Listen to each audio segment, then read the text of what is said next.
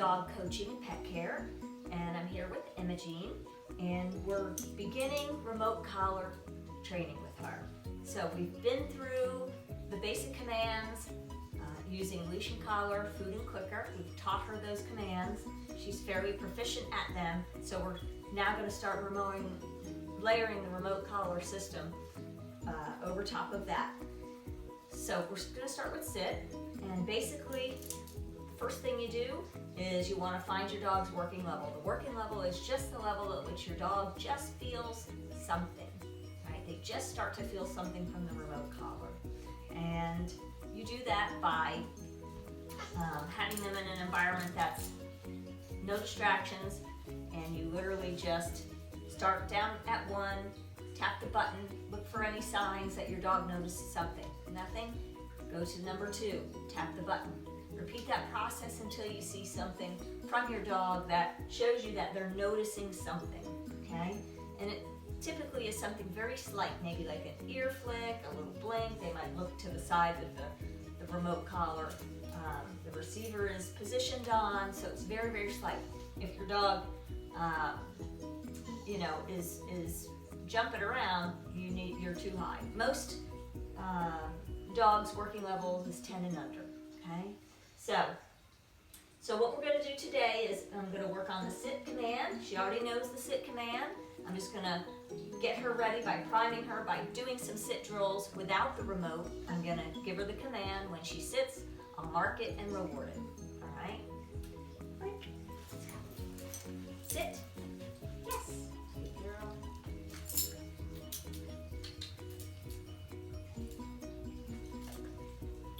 Break. Sit. Yes. Break. Sit. Yes. Break. Sit. Yes. Break.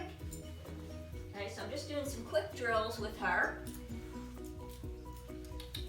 Sit. Yes. Break. Okay. Just kind of getting her the idea of what we're doing here. Remember, the remote collar is totally new and different. So the next thing I'm going to do is I'm going to remove the command, and I'm simply going to press and hold the button, and when her bottom hits the ground, I'm going to mark it and reward. I'm going to repeat that process over and over, and then I'll add the command back in. So what I'm teaching her is this little sensation that she feels, she can turn it off by sitting down. We just did some sit drills. She knows kind of what we're doing here. So when she feels that sensation, her bottom hits the ground, she's actually turning the remote off. Okay. Let's go. Break. Ooh, yes. Break. Good girl.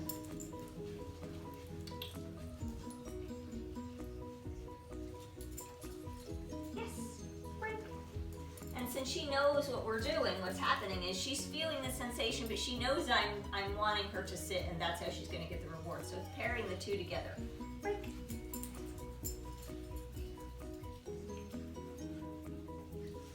Yes. Break. Girl. Yes. Break.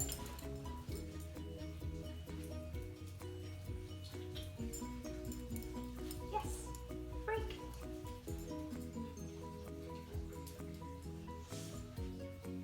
Yes. Break. So I'm doing some quick drills, right?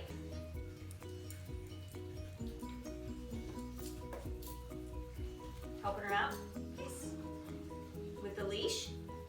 You know, if your dog gets a little confused and they're not sure what to do because this is distracting at first, again, it's just like a little tickle. That's what the leash is for. You can help them out with a little bit of leash pressure to remind them, hey, this is what I'm asking. Break. Good girl.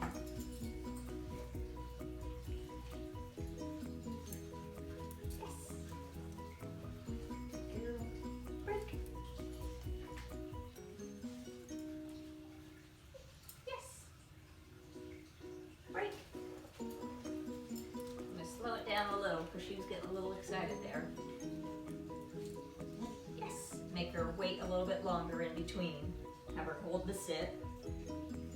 girl. Just kind of slows the brain down. Yes, good girl.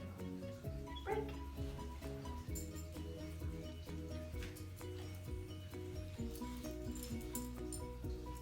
Yes. Break.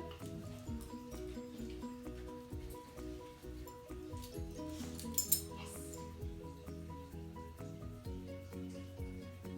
Break. Good girl. And, you know, again, if you see that your dog is like, you know, it seems like it's too much, dial down. Because oftentimes when you're finding their working level, you'll go up to a certain number where all of a sudden they'll be like, oh, I noticed something. And then that's actually a little bit higher than you want. You can dial that down to where they're just feeling a little something. That's all we want. We don't want to overwhelm the dog. We just want a little, almost like a little tap or a tickle. Okay? Let's go. Yes. Break.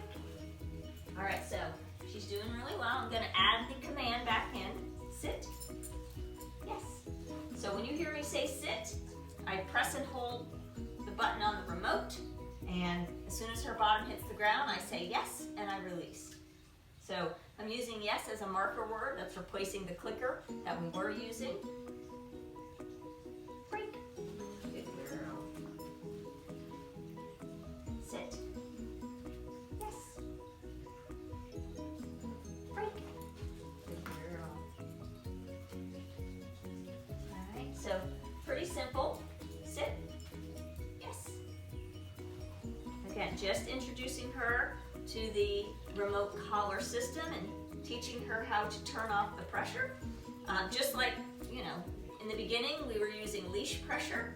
It's just a sensation is all it is. It tells the dog, hey, when you feel this go up, your butt needs to go down.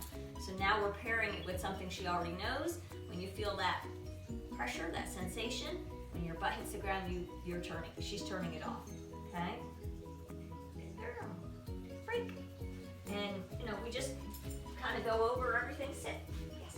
We go over everything that we did before in terms of, you know, doing sit drills, but then also adding in duration, having her hold it, distractions, moving around, throwing toys, other dogs moving around. We'll work up to all of that. And if she were to break command, in other words, start moving out of the sit, I would simply repeat the command and press and hold the button on the remote until her bottom hits the ground. It's the same. This is just replacing the leash, basically. Okay? Good girl. Sit.